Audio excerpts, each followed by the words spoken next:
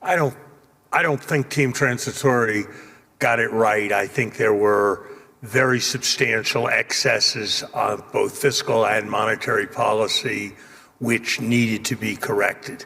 Markets assigned a probability of less than 1% to the interest rate increases we've seen over the last year, a year ago.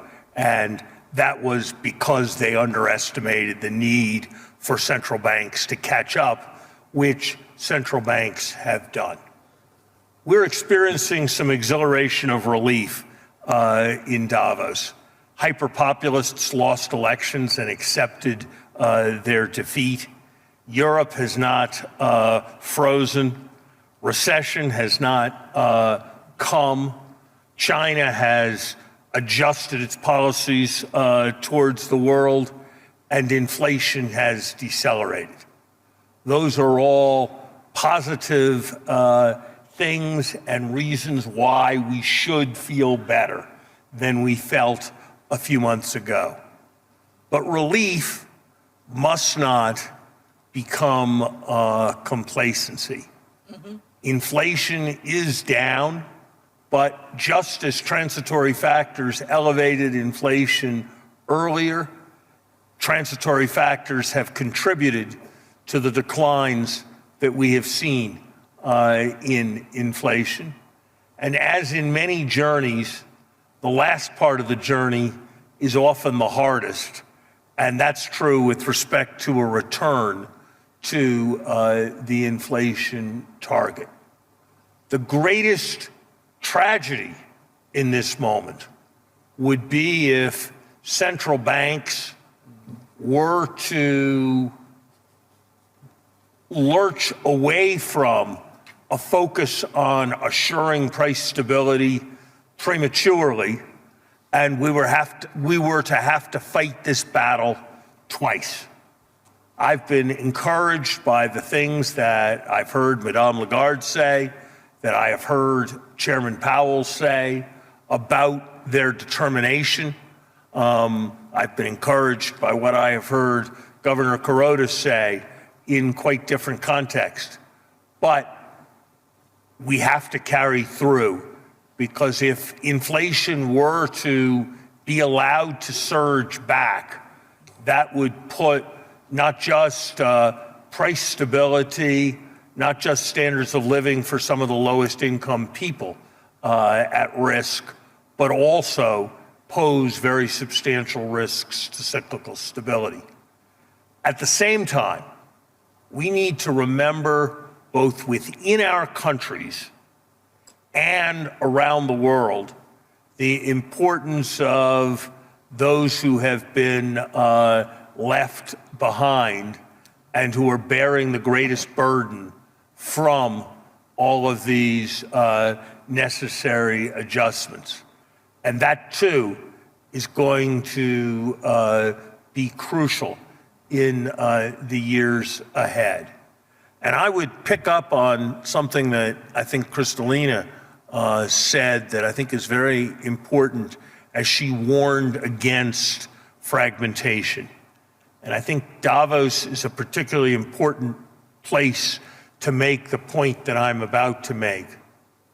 Global integration must never be a primary cause of local disintegration, if that global integration is going to continue with all of the benefits that it can bring.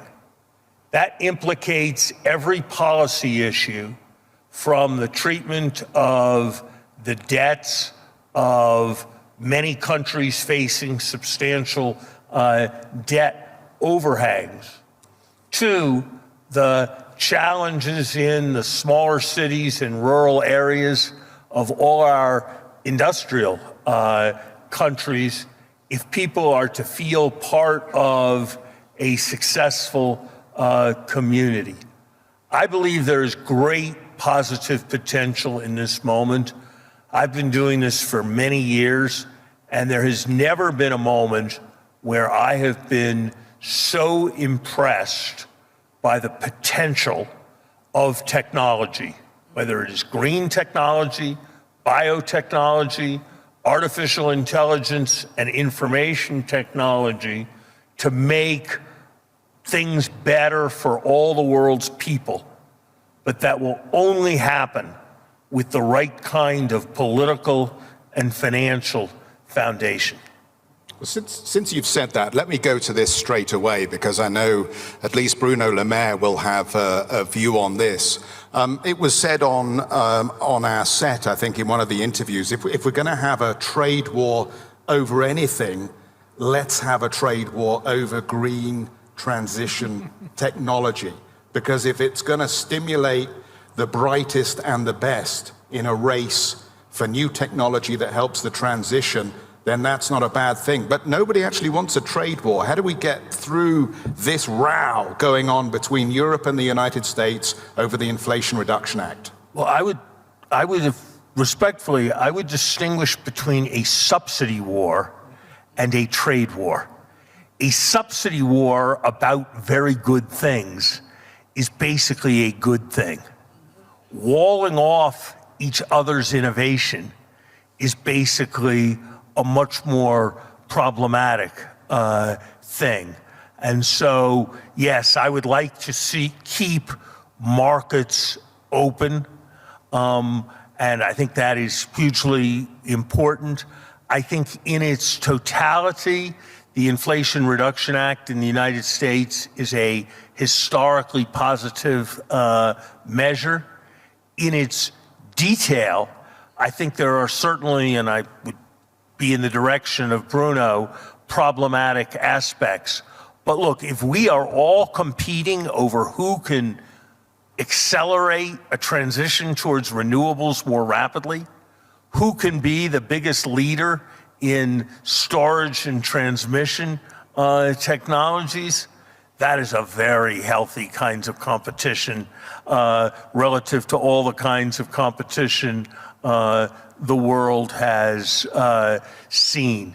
So yes, let's compete on that, but let's compete by how hard we try and how much we subsidize, not by how we wall off others or try to take down others.